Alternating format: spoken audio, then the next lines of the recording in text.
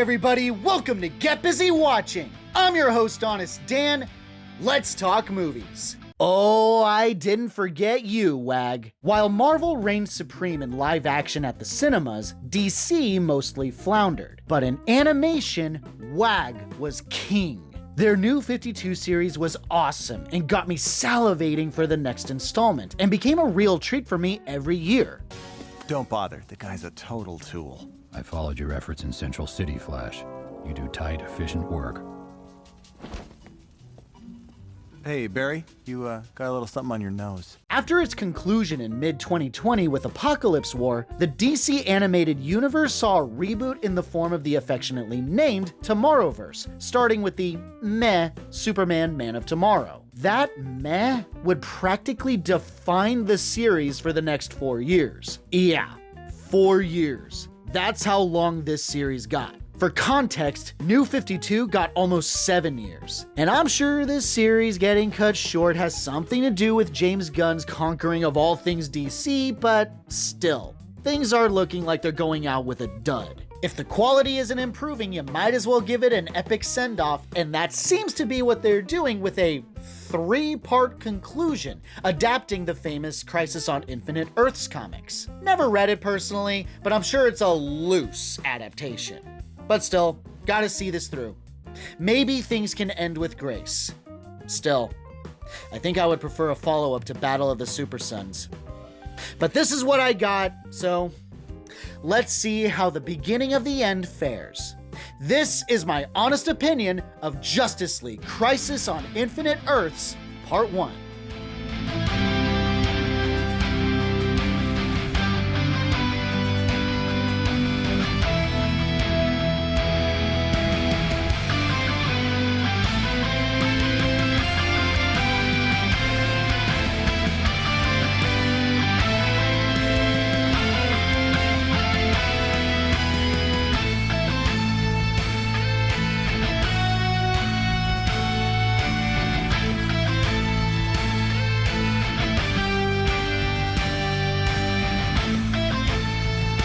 Barry Allen, aka The Flash, reprised by Matt Bomer, finds himself mentally traversing time when he first met Iris West, voiced by Ashley LaThorpe, helping form the Justice League, and even glimpses of the future, all while reality is imploding and heroes from all realities are brought together to stop it. I've gathered you all together in hope that we can find some way to stop this disaster.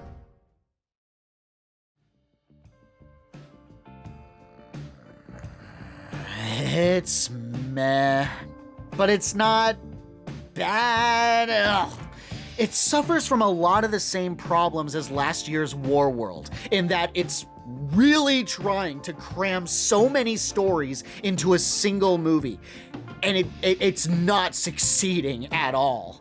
Now, granted, it is better than that. It is much better than Warworld.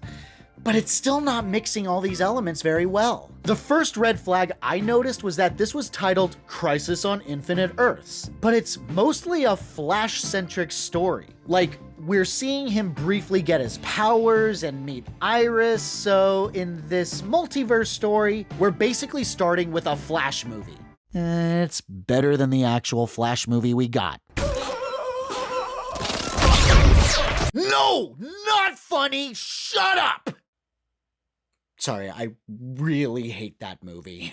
I suppose the story being presented wouldn't be so bad since Flash seems to be the audience insert into the pandemonium that's happening in the multiverse, but even that alone is told in a jumbled way. It's not linear. We constantly jump from the present to the past to the future with seemingly no rhyme or reason. Oh sure, toward the conclusion of the movie itself, it wraps everything up to make some kind of coherent sense, but in the moment, it's pretty messy and feels like an editing gimmick. Compounded with the Super Friends warpy transitions that never stop, it's not worth a repeat viewing, even if you think the resolution was mind-blowing, which it kind of isn't. You must bear witness.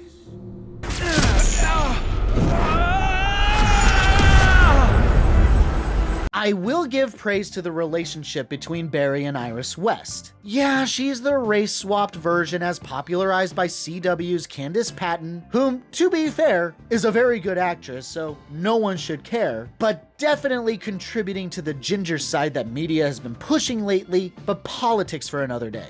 And another channel. I'm not about that life. Anyway, she's given a bit of agency and is way more than just a wallflower. Again, because of how loaded this entire movie is with subplot after subplot, few of them ever seeing meaningful development, it's a miracle that the writers managed to make me care about her at all. I've been sent to gather Earth's greatest champions. Well, we've got Green Arrow, Vixen, Green Lantern right here. Now for the Justice League elements. It's kind of sacrilege if you ask me. This universe's league consists of Superman, Batman, Flash, Martian Manhunter. Yeah, fine, I'm used to that. But adding Green Arrow and Vixen? I know this is a non-issue, but I've said it once, I've said it a million times, I'll be saying it a million more times. This isn't my Justice League. A league without Wonder Woman is heresy. To be replaced by Vixen, who is significantly less recognizable and cool than 1D, is likely due to DEI reasons. But not even Green Lantern?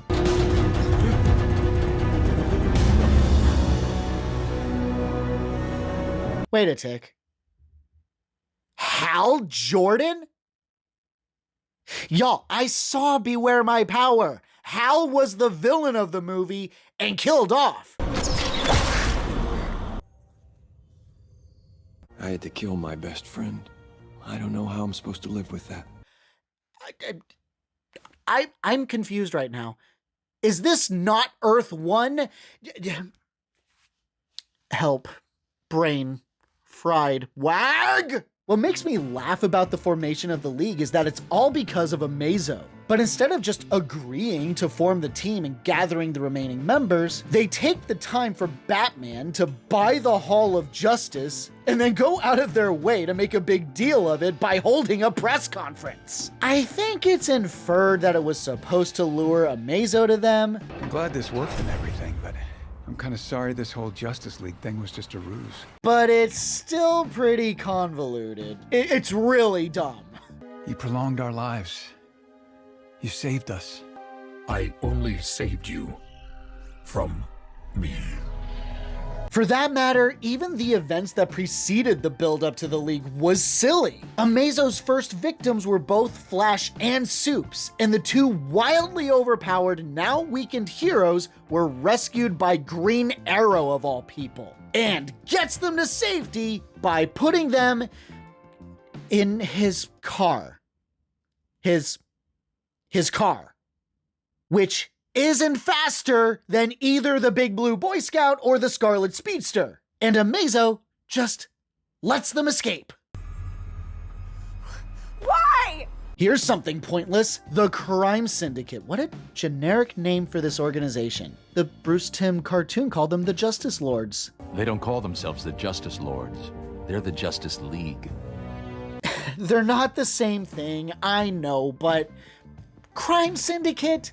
Really? We actually do have crime syndicates in this world that actually have names. I'm getting off track.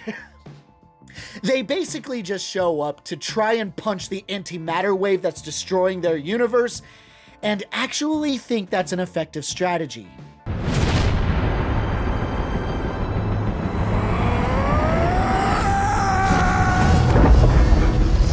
Whoa! I can't believe that didn't work! I'm gonna punch that antimatter wall so hard, it's gonna shatter into a million pieces. Wait, this can't be the plan? I like the scenes where the multiverse characters meet up. What killed me was when Robin Grayson from Earth 2 introduces himself to Batman and tells him how he became Robin, and Batman is all like, "On my Earth, you took me in after my parents' murder. Trained me." That seems terribly irresponsible.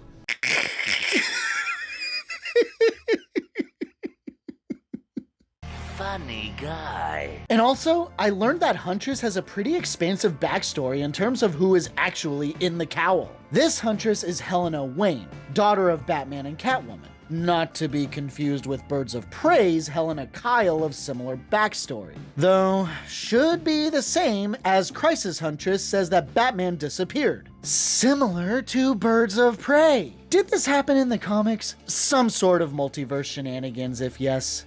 And now I want to watch Birds of Prey again. Deep dive next year. Are you feeling okay? This doesn't sound like you. Can't even find anyone decent enough to rescue around here.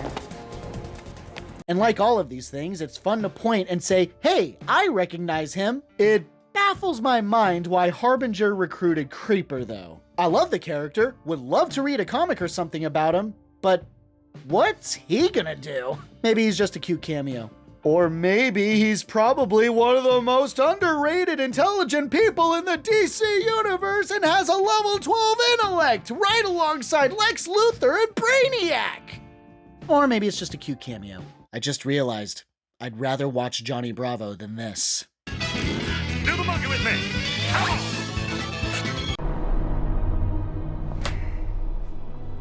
Fine.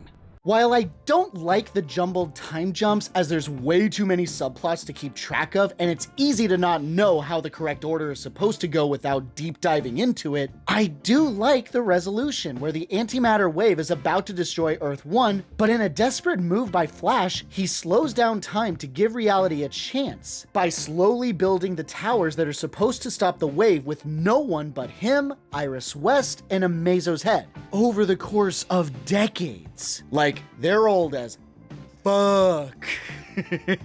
I'm not gonna give everything away, but I do like how it's resolved, and I do hope that certain things are permanent to give weight to the actual, to the story. The Flash. It's the beginning.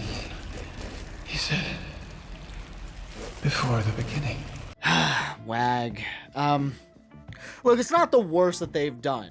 It has its moments, and I did like some of the fan service stuff. It worked on me, much to my shame.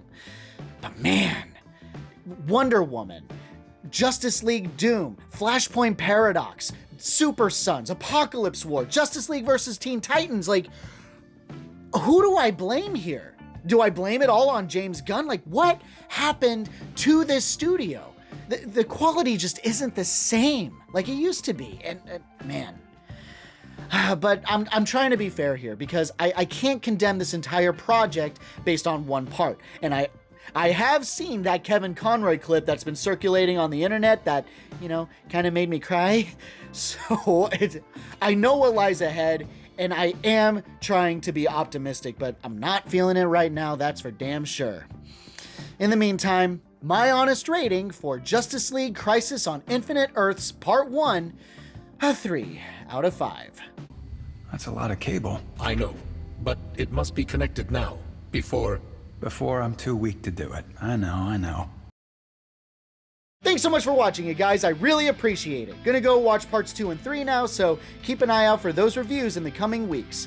Meantime, hit that like or dislike button. All engagement is welcome. Subscribe to the channel for more reviews. And of course, have a great day, stay safe and healthy out there, and hope to see you soon.